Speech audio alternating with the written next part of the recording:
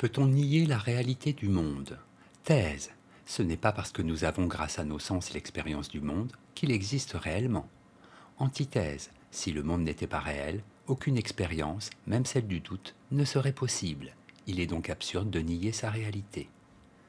Thèse. La réalité du monde n'est pas prouvée.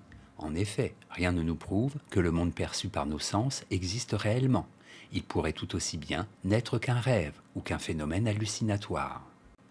Premier argument. Et si la vie n'était qu'un songe? Nombre de philosophes, à la suite de Platon, ont attiré notre attention sur le fait qu'il n'existe aucun moyen de savoir si l'instant que nous sommes en train de vivre appartient au rêve ou à la réalité.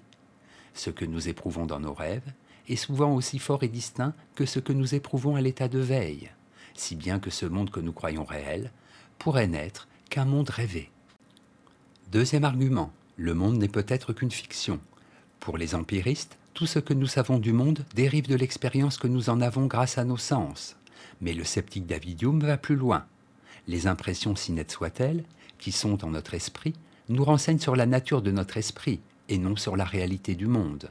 Rien ne prouve en effet que les objets que nos sens nous font voir existent réellement en dehors de nous. Troisième argument, la réalité du monde doit être mise en doute. Descartes, on le sait, a entrepris de révoquer en doute tout ce qui n'est pas absolument certain. Or, poussant le doute à l'extrême, il imagine être le jouet d'un malin génie qui s'emploierait à le tromper en toute chose. Ainsi, la terre, le ciel et tous les corps étendus que nous percevons comme réels pourraient n'être que des fictions déposées en nous par ce génie aussi trompeur que puissant. En bref, la seule chose que l'on ne peut absolument pas mettre en doute, c'est la conscience de soi du sujet pensant. Antithèse, la réalité du monde est une évidence. En effet, la réalité du monde s'impose avec évidence à toute personne de bon sens et de bonne foi, parce qu'elle est déjà éprouvée, elle n'a pas besoin d'être prouvée.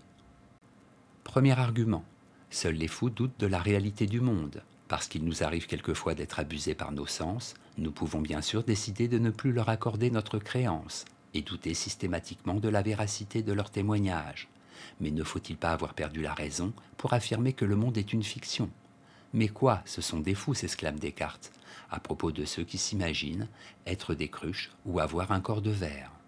Deuxième argument, l'évidence du monde est irrécusable. Premier critère de vérité pour Descartes, l'évidence caractérise les jugements qui se présentent si clairement et si distinctement à notre esprit qu'ils entraînent immédiatement notre assentiment.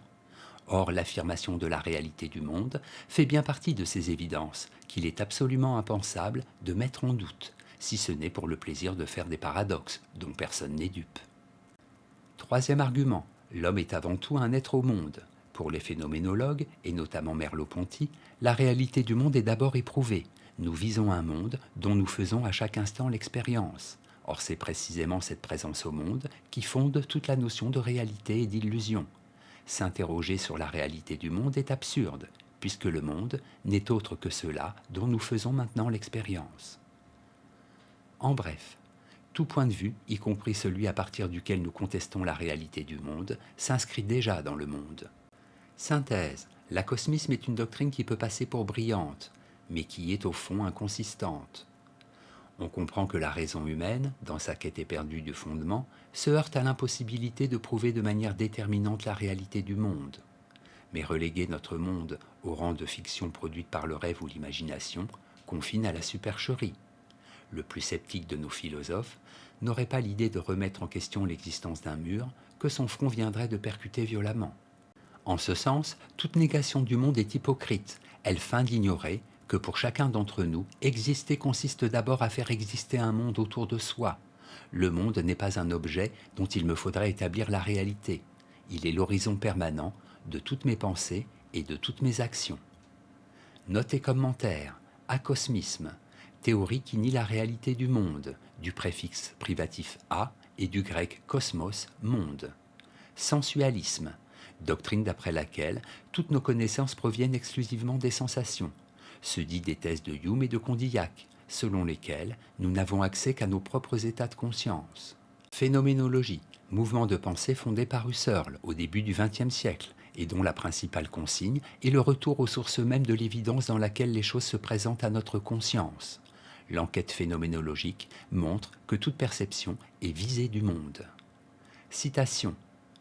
L'homme est l'être dont l'apparition fait qu'un monde existe. Jean-Paul Sartre, Situation 1.